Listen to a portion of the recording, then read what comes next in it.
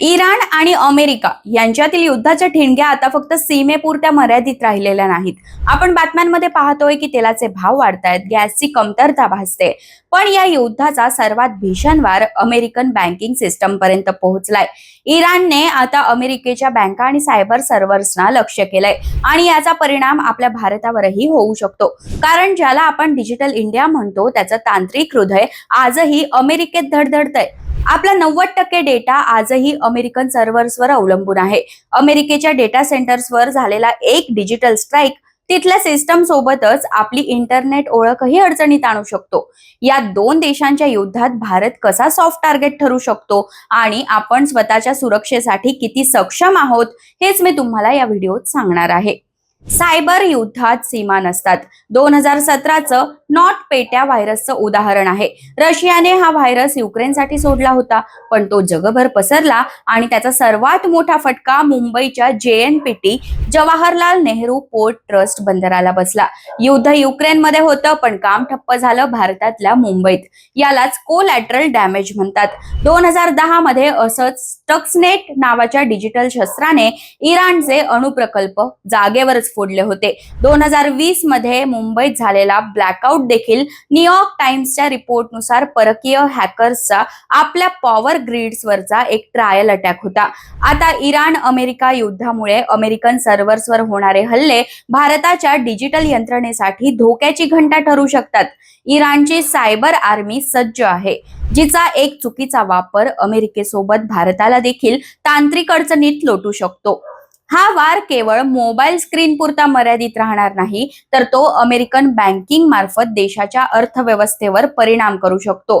याचं सर्वात मोठं माध्यम म्हणजे Swift, society for world wide interbank financial telecommunication. हे बँकांमधलं व्हॉट्सॲप आहे. जगातील सर्व बँका याच सिस्टमद्वारे एकमेकांशी व्यवहार करतात. जर इराणने अमेरिकेतील या सिस्टमवर यशस्वी हल्ला केला तर भारताला लागणारं पेट्रोल, डिझेल आणि कच्चा माल याचे व्यवहार जागतिक स्तरावर थांबू शकतात. अमेरिकेत झालेला एक सायबर अटॅक भारतात इंधनाचा तुटवडा निर्माण करण्याला कारणीभूत ठरू शकतो आणि पेट्रोल पंपांवर रांगा लागू शकतात. आपण एका मोठ्या संकटाच्या उंबरठ्यावर असलो तरी भारत हतबल नाही. ज्या वेगाने संकट वाढतायत त्याच वेगाने भारत आपली डिजिटल तटबंदी भक्कम करतोय. आपण आपली डिजिटल वॉल 3 स्तरांवर उभी केली आहे. पहिली म्हणजे डेटा लोकलायझेशन. भारताने आता DPDP act 2023 digital personal data protection act लागू केला आहे. याचा अर्थ भारतीयांचा संवेदनशील डेटा आता परदेशात नाही तर भारताच्याच मातीत असलेल्या डेटा सेंटर्स मध्ये साठवला जातोय. उद्या अमेरिकेचे सर्व्हर्स डाऊन झाले तरी भारतीयांची बँकिंग माहिती भारतात सुरक्षित राहील. दुसरे स्वदेशी नेटवर्क. स्विफ्टवरचं अवलंबित कमी करण्यासाठी NPCI national payments corporation of इंडियाद्वारे UPIचा विस्तार जगभरात केला जातोय. भारत आता इतर देशांशी थेट रुपयांमध्ये व्यवहार करण्यासाठी आपली स्वतंत्र यंत्रणा उभी करतोय. हे भारताचं आर्थिक संरक्षण आहे. तिसरी आणि महत्वाची गोष्ट म्हणजे सायबर कमांडो. जशी आपली आर्मी सीमेवर लढते तशीच भारताची CITIN Indian computer emergency response team ही संस्था 24 तास इंटरनेटवर पहारा देते. आपण नॅशनल सायबर सिक्युरिटी स्ट्रॅटेजी अंतर्गत सायबर तज्ञांची फौज उभी करत आहोत, जे आपल्या पॉवर ग्रिड्सवर होणारे संभाव्य हल्ले परतून लावू शकतात. ही केवळ तंत्रज्ञानाची लढाई नाही तर ही भारताच्या डिजिटल स्वातंत्र्याची लढाई आहे. कारण जर आपण बारकाईने पाहिलं तर इतिहासाची पुनरावृत्ती होताना दिसते. पूर्वी जमीन जिंकण्यासाठी युद्ध व्हायची. आज तुमची माहिती ताब्यात घेतली की देश अडचणीत येतात.